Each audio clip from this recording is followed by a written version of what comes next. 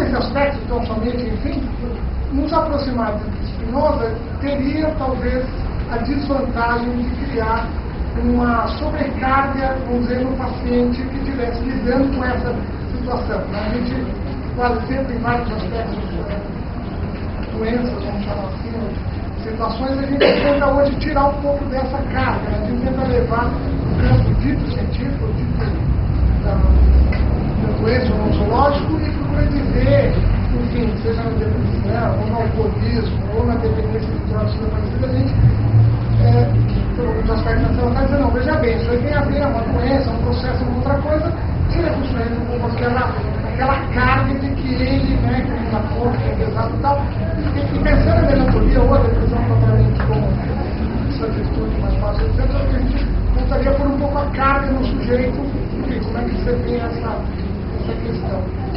E um terceiro e último aspecto que eu acho que seria interessante, se a gente assumir que a depressão típica e a melancolia são coisas semelhantes, eu acho até, me arriscaria dizer, que nós seja ótimo antidepressivo, porque afinal a gente surgiu desse extremo da balança aí que é inimigo de alguma forma, que não era desejado. Mas a questão talvez que se coloca, um pouco da crítica, um pouco o nosso autor está fazendo isso, é como é que esses tons menores, vamos chamar assim, né, da melancolia ou de situações outras do cotidiano, e que esse imenso aumento da prevalência de depressão, eu acho que está relacionado a uma questão de o que nós estamos chamando de depressão ou não, talvez tivesse uma faixa grande de situação que não se trata mais do que as pessoas tendo que lidar com suas questões do dia a dia, talvez de uma forma mais complicada, como o Sr. Guedes já colocou, como, né, hoje a nossa realidade traz alguns ideais, vários modelos, qualidade de vida, coisas várias, enfim, ressaltam algumas dificuldades, algumas sensações, algumas paixões, vamos chamar de negativas, mas também nesse campo um pouco interno da necessidade das pessoas lidarem com isso mesmo, que daí a medicina vai lá, dá um nome diferente, arruma uma estratégia, uma intervenção diferente, e talvez nesse momento tivesse fazendo esse papel de um especialista que está gerando, provocando um encontro ruim, está tirando a potência, vamos dizer, propriamente da pessoa, está externalizando a possibilidade de ajuda de alguma maneira, e daí a gente faz um papel que não seria interessante. Quer dizer, eu acho que, meu modo de ver, tentando relacionar, né, a questão filosófica com a questão da medicina, é onde a gente teria uma questão, vamos dizer, um pouco interessante. Em que momento, né, como falei, depressão, melancolia, essa coisa no ápice, se a tecnologia trouxe antidepressivo, seja bem-vindo, ele funciona ótimo, vamos usar. Mas será que não temos aí toda uma outra situação onde a gente está medicamentar em excesso, se intervir em excesso, fazendo um papel, digamos, contrário, que seria um bom encontro, uma possibilidade de ajudar efetivamente essa pessoa. A assistência à saúde. Então, se a gente poderia considerar a redução, o programa de redução dos danos como uma tentativa de aumento da potência, a visão de Spinoza. E aí ele perguntou se cabe mais uma pergunta. Está sendo da Bíblia, não cabe. Obrigada. Eu quero destacar da resposta do médico a questão da consistência dentro da ciência e a pedaço, a porção da ciência que se transforma em norma disciplinadora, portanto, anti-ciência. Nesse sentido, das respostas, só para você tematizar mais um pouco sobre isso, talvez seja uma grande contribuição do debate de hoje digamos, há dentro da medicina essa perspectiva muito normatizadora, né, que tranquiliza muitos sujeitos que a operam no cotidiano, então a regra fica sempre a mesma, a tendência é sempre tratar do mesmo jeito todos os casos, o remédio fica fixo, etc. e tal. Você perde o elemento científico da crítica da regra, quer dizer, a possibilidade de abrir a própria regra dentro de situações concretas e verificar naquele sujeito concreto, quer dizer que aquela regra é tão boa quanto a outra. Sim, que eu entendo o trocadilho que você fez, a gente deu uma risada da resposta de Spinoza. Eu não tenho a melhor, eu disse isso, né? A melhor filosofia. Eu tenho certeza que eu tenho a verdadeira, né? A da verdade, a verdadeira, da verdade, não é isso? A que busca a verdade, né? Está amparada na verdade. Não a verdadeira tem o sentido para nós conhecermos a melhor. Então, uma coisa não é a outra, e talvez hoje em dia, sobretudo a medicina, tenha tornado essas duas coisas a mesma coisa, né?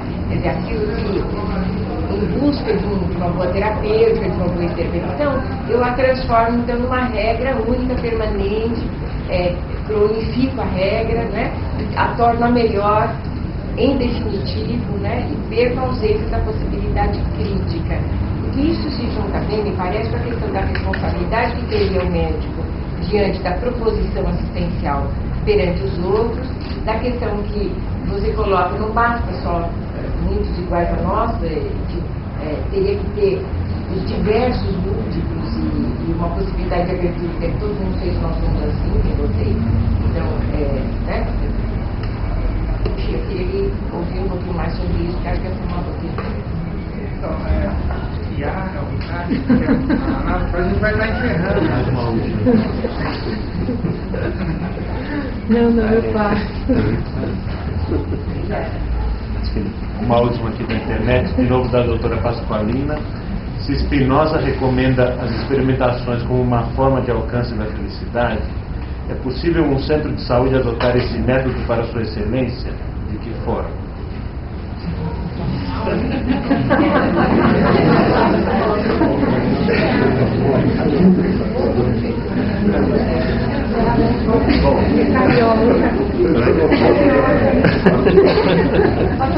Eu acho que dá para tentar fazer uma série de comentários que utilizam bastante nessas colocações.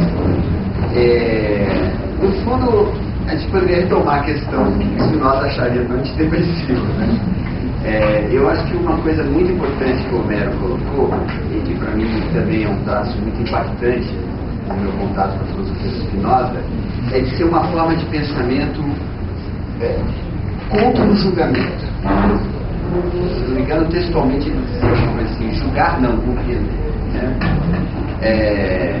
Então, a questão da moral, que eu tinha respondido a Gisele, né, o Homero, eu queria retomar para nos daí um pouquinho, né? Quer dizer, eu também acho muito provável que o Spinoza acharia interessante o antidepressivo. Não só pela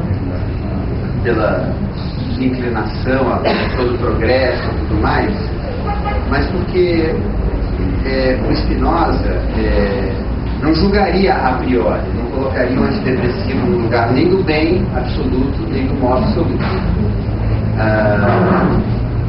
Numa determinada situação, poderia dizer, não sei se essa comparação é um pouco exagerada, mas de que em determinadas situações de tristeza, o antidepressivo pode desempenhar um papel, como o Homero também comentou, de ganhar na cena. Entendeu? Eu estou triste, eu ganho na cena, aí eu fico alegre, curei a depressão na hora, certo? Eu acho que a maneira como eu entendo, talvez fazendo grandes simplificações aqui no pensamento spinozano, eu diria, num caso ou no outro, são alegrias. E Spinoza acha que é mais legal a alegria do que tristeza sempre. Só que em ambos os casos talvez ele dissesse, mas não é uma alegria consistente. Porque ela continua a depender de alguma coisa que está fora de mim. Continua a ser uma alegria passiva. É uma paixão alegre, mas é uma paixão. Não é a conquista da vida ativa, em que eu sou a causa dos meus afetos. Então eu diria que se nós, bem anti-spinozanamente, nos preocupássemos em julgar o antidepressivo, no mínimo deveríamos julgá-lo dentro de um agenciamento mais complexo, de um arranjo mais complexo, em que ele pode desempenhar um lugar que é de total estreitamento da vida daquele outro, fechamento definitivo, ou se ele pode ser um trampolim para a sua potência. Não sei se fica claro o que eu quero dizer. Eu acho que se nós porque nós estamos condicionados a julgar, é uma mola que pula em nós o tempo todo, entendeu? Quiséssemos julgar o depressivo, pelo menos vamos julgar ele, não em si, mas numa composição do qual ele faz parte. Na mesma direção, tentando pegar o mesmo tipo de ideia, eu vou arriscar entrar na pergunta que na verdade se dirigiu ao Homero, que é como eu entendo a questão da abertura, né? Eu acho que quando o Spinoza chega e fala assim, o antídoto da melancolia é experimentar a multiplicidade e ampliar as experiências, eu entendo que ele está querendo dizer o seguinte, que é ampliar a nossa potência de ser afetado.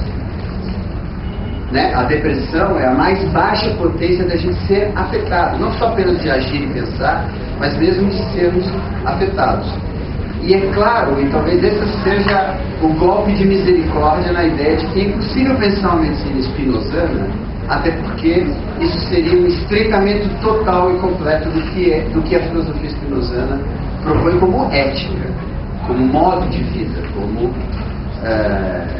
modo de preencher todo o nosso ser. E é claro que a medicina não tem essa potência, nem nenhuma prática social isoladamente. Não sei se isso não tem a ver um pouco com o que a Pasqualina coloca também.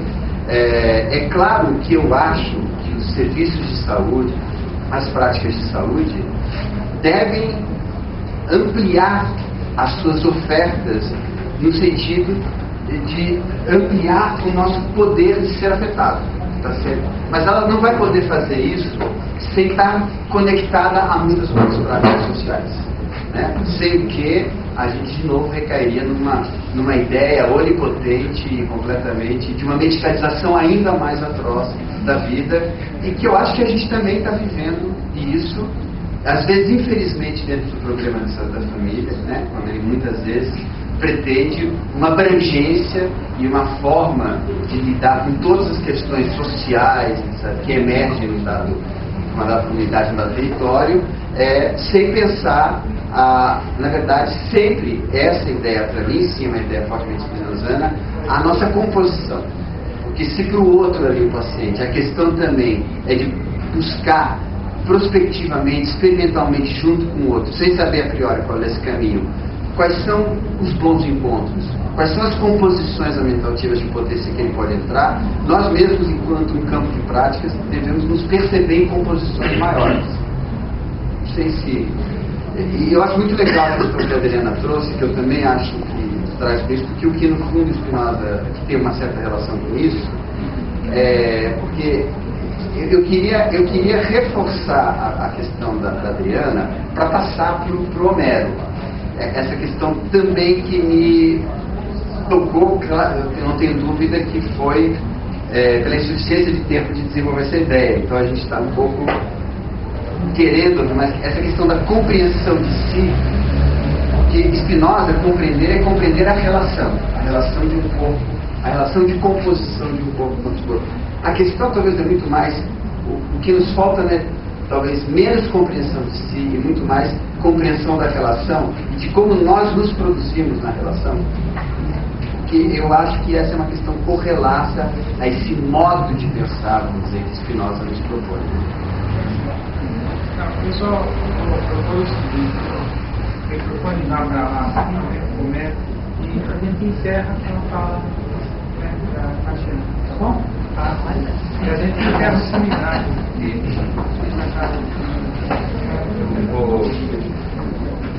eu vou começar pelo sim, e a relação. Eu concordo inteiramente com vocês. Tanto é compreender si, compreensão dos conhecimentos si, o alto do autoconhecimento, é compreender também as relações, as condições que permitem o estabelecimento de si e o seu desenvolvimento, sua variação, sua vida. Tanto é assim que a proposição que eu citei para ver esse artifício em que o conhecimento, quando eu chego a tomar consciência da minha situação de causa da minha tristeza, Mas é que ali, na verdade, que nós não estamos falando do conhecimento de si, ele está falando do conhecimento de Deus. A proposição diz exatamente: olha, Deus, bom, Deus é único, né? Então nós somos codificação de Deus. Como explicar que eu sofro pelo exterior, se o exterior é Deus e eu também sou Deus? Então eu vou criar um ódio a Deus, então eu crio um ódio a mim mesmo.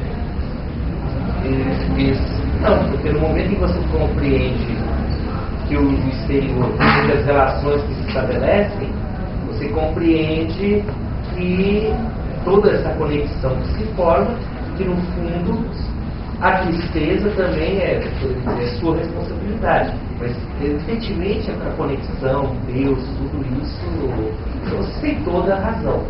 Eu acho que não tem que tirar importantemente. Vamos dizer, a relação é primordial. Sobre os outros pontos, eu queria só 2 comentários, não sobre os expressivos e outro sobre a multiplicidade e a globalização. Eu acho isso do maior interesse, né? Os 2 repressivos só como grandes incidentes, não há por que condenar um juízo moral sobre o antidepressivo. Eu acho que a questão que se coloca mais, que você ouve, assim, pelo menos vê nos jornais, ouve nos debates, assim, que é uma briga fla-flu, às vezes, né, contra ou a favor dos antidepressivos, que aí eu vou entrando na questão, né, da globalização, a nossa situação, é o entorno do antidepressivo. Olha, claramente o aumento dos diagnósticos de depressão acompanha a produção de desenvolvimento de drogas antidepressivas. Eu não me recordo o nome que agora, um sociólogo francês que estuda medicina, remédio, ele chama-se O que é Remédio, publicado pela 34, que ele discute como que muitas vezes se cria o remédio e depois se tenta registrar uma doença. Tem gente que vive só disso, lembrando que a indústria descobriu uma droga, para que serve isso? Aí descobriu que serve para alguma coisa, só que aquilo não é catalogado como uma doença, portanto os governos pela saúde não vão poder comprar tudo. Então tem um sociologista, não sei qual nome que dá para isso, que vai lá e ele fica indo atrás de cientistas, então eles dão dinheiro para pesquisas, para testes, cria-se doença, porque se tem um remédio, né? Isso é alguma coisa. Vira transtorno de oposição, né? Então, isso é inevitável, essa relação com a indústria é inevitável. Talvez aí que vem o problema. Eu diria que é mais acho que é menos um problema médico relativo à medicina, nesse aspecto, né? Do que um problema de teoria social estudo, ou seja, envolvendo medicina, sociologia, psicologia, economia, etc. Sobretudo economia. E aí a questão, eu também acho fantástica essa oposição que se estabelece entre uma época, de um lado, depressão, no momento dos casos. De outro lado, uma época que nos prometia plena felicidade, múltiplas experiências, fruto de todas, o gozo de todas as delícias da vida. É paradoxal? Eu concordo completamente. Justamente por isso eu acho que eu quis trazer a questão da superstição. A superstição, ela tem uma aparência de riqueza que esconde uma profundidade de imensa pobreza. Aí, então, parte isso de um prisma spinozano, partindo desse tipo de raciocínio. Acho que a questão seria nos perguntar, mais ou menos algo assim: se o que nós entendemos como o ápice da oferta de experiências, desse jeito, não é justamente o fechamento de boa parte das portas, ou aquilo que eu chamei de um sentido opressivo. Bom, o sistema da globalização, ou em boa parte do sistema da superstição nesse sentido, é algo que impede um sentido opressivo sobre a vida. É muito claro, quanto maior a oferta de coisas para ficar de busca, menos se escolhe. Todo mundo ouve a mesma coisa. Precisa aí chegar aos últimos estudos. Basta aí na dialética do conhecimento de Adorno, a invenção do que se chama de indústria cultural tem uma correspondência exata no fechamento do novo, de novidades, de novas experiências. Porque agora todo mundo vai ouvir a mesma coisa. E isso pode se repetir em outras áreas da cultura. Teria que pensar o mundo do trabalho também. O alargamento de várias possibilidades não é justamente o aumento, o estabelecimento de um sistema opressivo de sentido único, que talvez a gente poderia chamar, para usar um termo, dialogar um pouco com a Érica, que já colocou, a questão da competição. Veja o que Spinoza diz. A superstição é algo que nasce. Bom, eu só estou insistindo na superstição porque não me interessa, no fundo, não é a superstição, mas é a estrutura de descrição desse modo de vida para pensar um outro modo de vida para nós. Ele diz, a superstição é algo que nasce do medo e ela acaba gerando medo. No fundo, só existe esse sistema com o medo. Ora, pensa o que é a nossa situação, sobretudo no mundo do trabalho. É inconcebível o mundo do trabalho hoje se não for atravessado pelo medo. O medo é um elemento constitutivo da produção. Ele é como que é um valor afetivo que perpassa tudo. E se o sujeito não estiver continuamente com medo de perder o emprego, os casos de depressão vão aumentar muito nos próximos anos, se não estiver com medo de perder o emprego, de alcançar a meta dele, o sistema não funciona. O sistema precisa produzir mais e mais. Então, é fundamental. Claro que o sistema econômico sabe trabalhar com isso. Até há um livro do francês também, acho que é psiquiatra francês, Christophe Dejoux, foi traduzido no Brasil pela GV, curiosamente, isso é uma banalização do sofrimento. E isso, como que, inclusive, as planilhas de produção já incluem valores afetivos, né? Você como que uma gestão do trabalho passa por isso também. Então eu pensaria assim, eu acho que tem toda razão no paradoxo. E justamente por isso que eu imagino que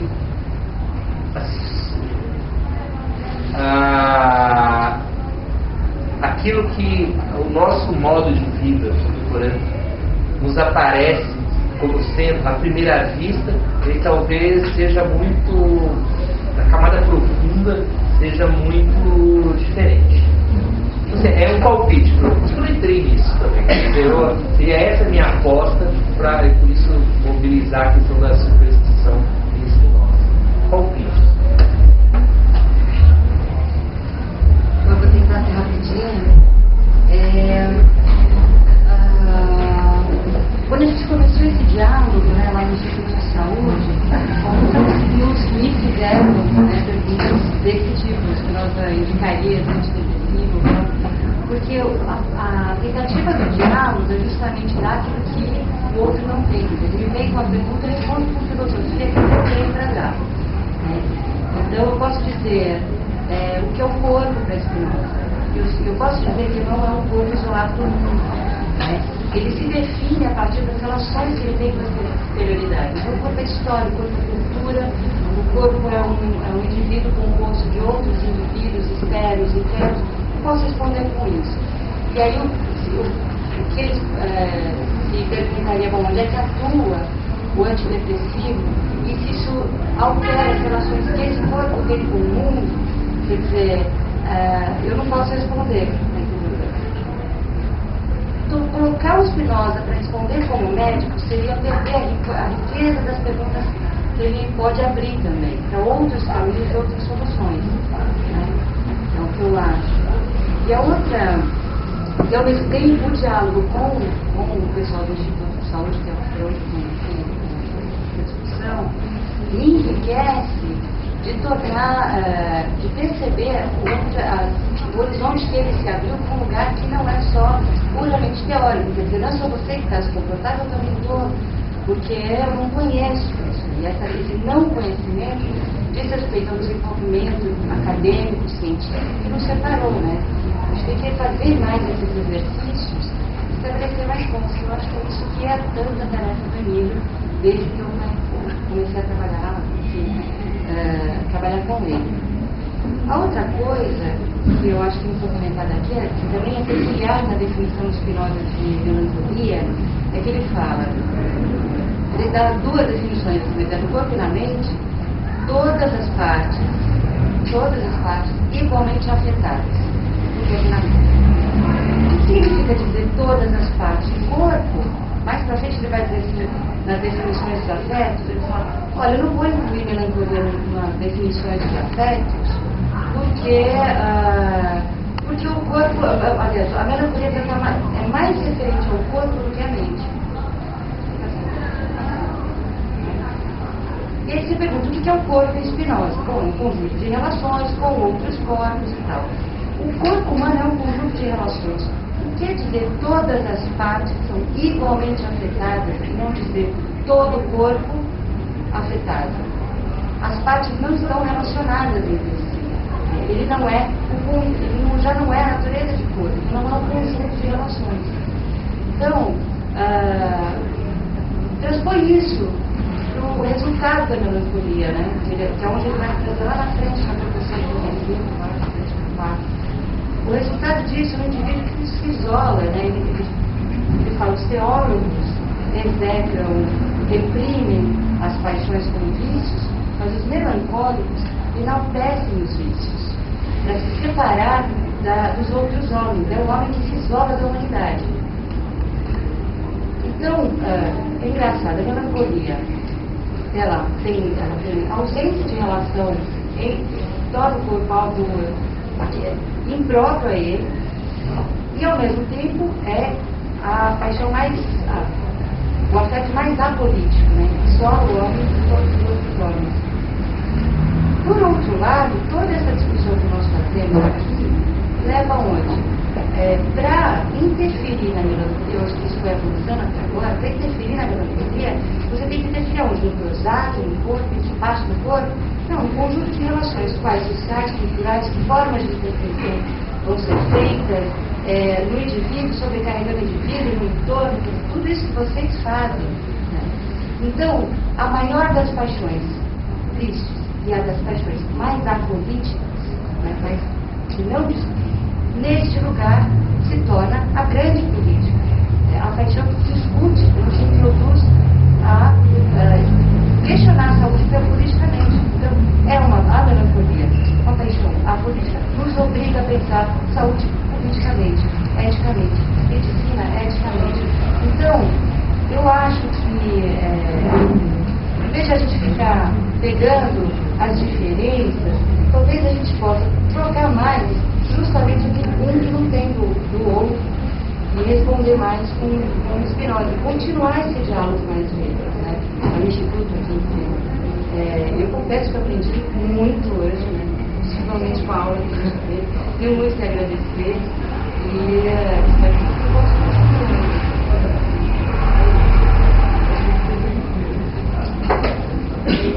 Acho que é uma responsabilidade terminar, né? Depois de tanta gente falar bem, partindo um pouco do que você acabou de falar, eu acho que eu só gostaria de dar algumas contribuições do ponto de vista do pouco conhecimento que eu tenho, né, da minha escolha profissional e da minha prática até hoje. Né? Então, algumas coisas que me chamaram a atenção ao longo de todo esse debate foram a questão da liberdade e a questão, obviamente, da medicação. Eu acho que quando a Eliana levantou, logo no começo do debate, a questão da fenomenologia, que é da onde vem o modo de examinar alguém que nos procura, né? A técnica utilizada para examinar uma pessoa que pode ser um paciente ou não, né? Então, a pessoa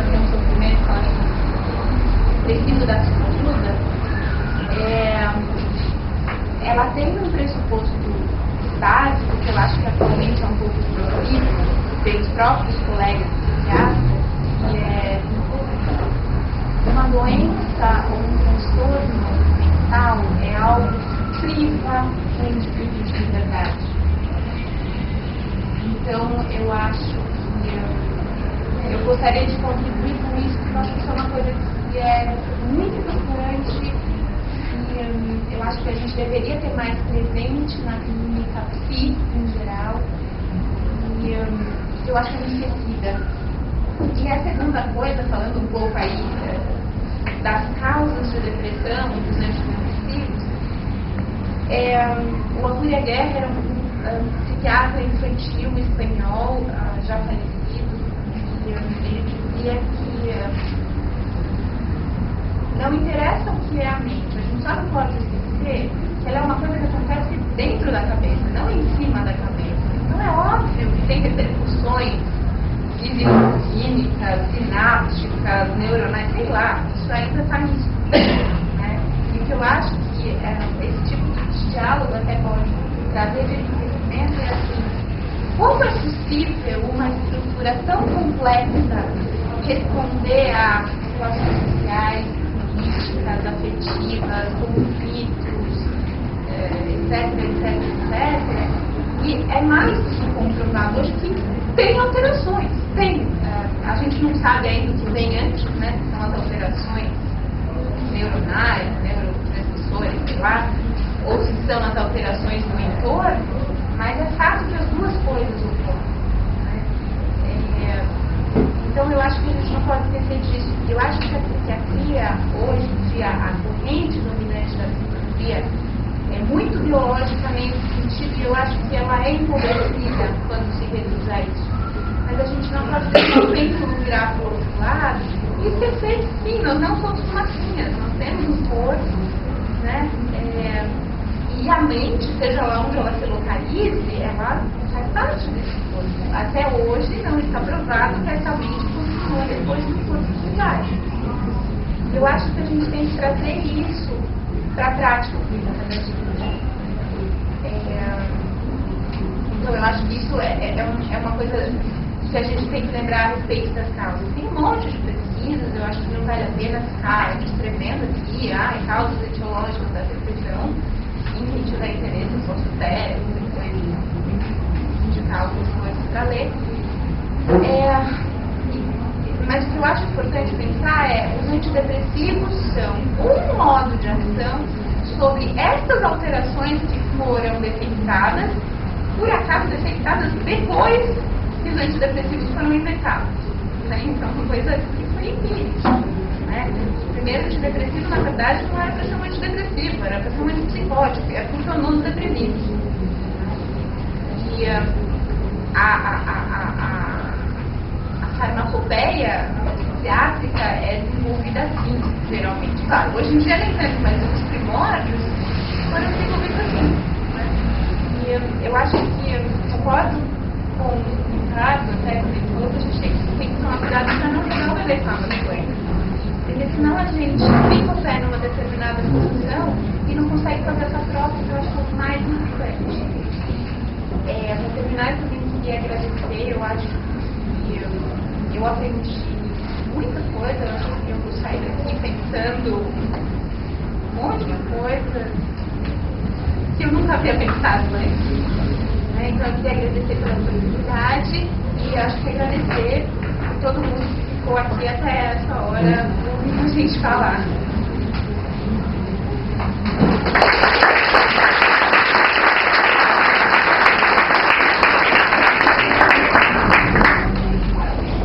Não só resta dizer que Parabéns. encerrado o seminário, todos são convidados a comemorar o aniversário do mundo. Obrigado a